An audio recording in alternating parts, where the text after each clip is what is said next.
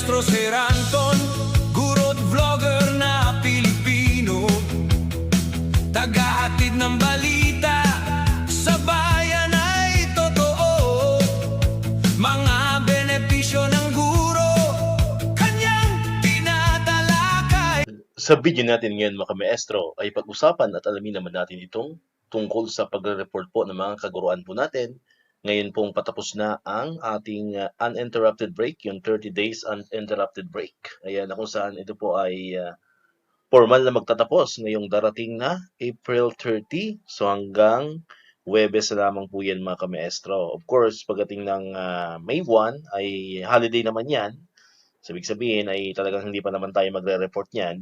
And of course, May 2 ay Saturday and May 3 naman Sunday. And ayan na, May 4. So, pagdating ng May 4, of course, Monday. So, ang tanong ng mga kamaestro natin dyan, ay required na raw ba silang mag-report sa school? Ayan, kapag sila daw ay pinatawag ng kanilang mga school head or kung sino pang mga immediate superior. Ano po mga kamaestro? Alright? So, kung ako po yung tatanungin po ninyo tungkol dyan, sa tingin ko po ay hindi naman tayo required. Ano po mga kamaestro? Kasi kung tutusin, ang bakasyon naman talaga natin ay ano yan, actually hanggang buong buwan ng May po yan. Ano po? 60 days. Yan po yung nakasaad po doon sa ating Magna Carta for Public School Teachers. Ano po? Yung Republic Act number 4670. Ayan, na kung saan ang mga teachers po, no? Lahat ng teaching personnel ay entitled ano po, for a 60 days na bakasyon at pag ano po yan, pag summer break and then actually 70 days nga dapat yan no? Summer break and then 14 days naman pagka Christmas break. Ano po, yan po yung nakasaad sa ating Republic Act number 4670 and supported po yan ng Omnibus Rules on Leave. Ano po, Omnibus Rules on Leave, yung CSC, Omnibus Rules on Leave, nasa Section 6 po yan, yung teacher's leave.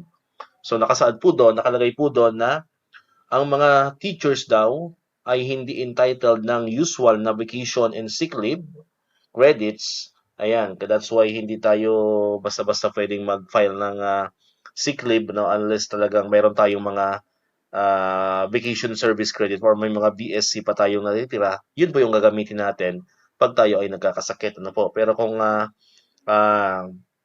wala kang naipon na VSC or vacation sick leave, ano po, pag nagkasakit ka, normally, talagang kakaltasan ka sa sweldo, ano po mga kamaestro, kasi yun nga, mga teachers nga ay talagang hindi siya entitled for a vacation and sick leave ng mga non-teaching personnel na kung saan yun po ay namomonetize nila, di ba? Namomonetize nila yan sa pagkakaalam po natin. Ayan, yung mga vacation and sick leave po ng mga non-teaching personnel, ever pong hindi po nila yan nagagamit. So yung mga teachers po, ay wala naman po tayong monetization. But instead, mayroon po tayong tinatawag na proportional vacation pay or yung PVP. Ayan, yan po yung nakasaad din sa CSC Omnibus Rules on Leave Section 3 po yan mga kamaestro, ano? Para alam natin, ano? Para pagka may nagtanong sa atin, yun po yung may sasagot po natin. Ano? So lahat po ng teachers ay entitled for a proportional vacation pay or PVP for a total of 70 days po yan mga kamaestro during summer and 14 days naman during Christmas vacation. Yan po yung nakasaad muli sa, sa CSC Omnibus Rules on Leave Section 6 po yan mga kamaestro. Alright?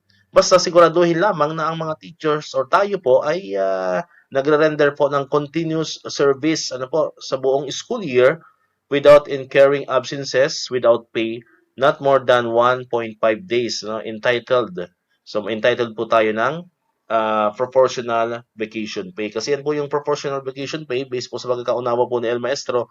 Yan po yung naiipon natin sa bawat araw na tayo po ay pumapasok, mayroon po tayong naiipon na PVP. Ano po mga ka-maestro? So yun na po, imbes na i-monetize natin, kasi wala naman nga tayong monetization ng mga leave credits, so ang ginagawa po dyan ng gobyerno at ng base po yan sa CSC, so instead of monetization, yun na po yung tinatawag natin na proportional vacation pay or yung PVP. So that's why, may nagtanong kasi sa atin na isang kamaestro natin na absent daw siya sa buwan ng May. So tayo po ay, as long as na meron ka pong PVP, so check nyo rin, po.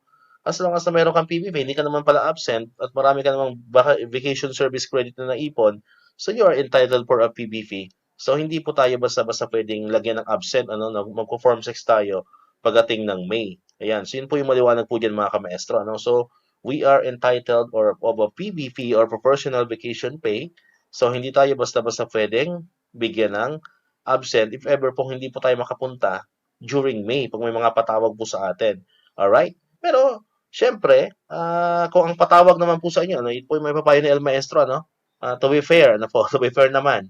So, kung pinapatawag naman po kayo dahil for a seminar, for a training, and wala naman talaga kayong sakit or wala naman kayong ibang pupuntahan, nasa bahay lang naman kayo, so I think naman you can grab it, kasi for professional growth naman po yan, for professional development, katulad ko po, ako po ay kasama sa seminar ng revised K-12 curriculum for grade 6 sa darating po yan ng May 19 to 22. So, tinanggap ko kasi syempre tayo rin naman po ang makikinabang po diyan mga kamestro. So, yun naman po ay natin, para naman po yan sa ating pananaw, po tungkol diyan. So, wag na nating tanggihan, po. Kung wala naman tayong kinakaabalahan or wala naman tayong importanteng event, wala naman tayong sakit, so I think pwede naman natin tanggapin, po mga kamaestro. Pero tayo po dapat ay entitled for a vacation service credit during that time. So dapat mayroon tayong DTR at mayroon tayo dapat makukuhang service credit po kapag tayo ay umattend ng mga seminars or mga training ngayong darating po na May. Alright? So yun po, yun po yung isasagot po natin dyan. Pero kung kayo naman po ay mayroong sakit, talagang hindi nyo kaya, wala kayong kapasidad na pumunta, so I think naman ay maunawa na naman kayo ng inyong school head kasi usually ang kausap natin diyan ay mga school head po natin. So sa akin naman, nasa pag-uusap po ninyo yan mga kamaestro. So lahat naman nadadaan sa mabuting usapan. Mahirap lang talaga kung hindi kayo nagpaalam. Siyempre may right naman na magalit po ang inyong school head kasi bigla ka lang di sumipot. For example, may training tapos hindi ka sumipot. Abay, kahit naman na ako yung nasa kalagayan ng school head, syempre, magagalit din tayo kasi sinong papalit sa'yo sa training kung hindi ka nagpaalam ng maayos, di ba po mga kamaestro? So magpaalam lang po tayo maayos, makipag-usap po tayo ng maayos para makahanap ng kapalit po natin. Ngayon, yung mga a-attend naman ng intervention program, di ba? Yung mga summer, ito yung mga estudyante natin na nilista na may mga bagsak, may mga failing grade sila na sila yung mga magsa-summer ngayong magsisimula na yan May 4 sa pagkakalam po natin, May 4 hanggang May 22. So, syempre, pag sinabihan ka ng principal mo na isa ka sa magiging teacher during summer, during intervention program, so kung wala ka naman din ginagawa ulit, at wala ka namang sakit, tingin ko naman pwede nyo na rin i-grab yan. Ayan, kasi nga, kayo naman ay entitled for a service credit, po mga kamaestro. Pero muli, kung kayo ay may sakit, kung kayo ay may talagang importanteng lakad, na kumbaga sa na-book nyo na prior to that, hindi ka pa kinakausap, pero na-book mo na yung lakad nyo. For example, punta kayo ng Cebu, ng Baguio, o kung saan pa kayo pumunta, I think naman pwede rin kayo magpaalam, po. Papaalam kayo sa school head niyo para makahanap syempre ng kapalit, po. Pero syempre dapat ahead of time, napag-uusapan na po yan. Kasi hindi rin naman kasi pwedeng maraming batang papasok ngayong summer tapos walang teacher. 'Di ba? So kumbaga sana makompromiso rin po ang school po ninyo, School niyo rin yung masisiraan pagdating ng ganyan. Kasi sabihin ng mga magulang, bakit kayo nagpapasok ng summer pero wala namang mga teacher na magtuturo, po. So nasa pag-uusap po yan. Kung hindi ka available, so yung school head mo, syempre maghahanap siya ng ibang teacher na available, po mga kamaestro. Alright? So yan po yun po yung pananaw po natin yan, sa tungkol dito sa reporting ngayong May. Hindi naman siya totally required talaga, po mga kamaestro, kasi nga mayroon tayong PPP, po. Pero, yun nga, pag may mga pagkakataon naman na talagang able naman tayo at talagang wala naman tayong kinakaabalahan, wala naman tayong karamdaman, so I think pwede naman tayong pumunta ng school kasi yan naman po ay may katapat na service credit ngayon pong buwan po ng May. And syempre pagdating naman ng Brigada Eskwela yan, hindi na kailangan itanong yan. Syempre Brigada Eskwela natin yun is June 1 to June 5, kung hindi tayo nagkakamali.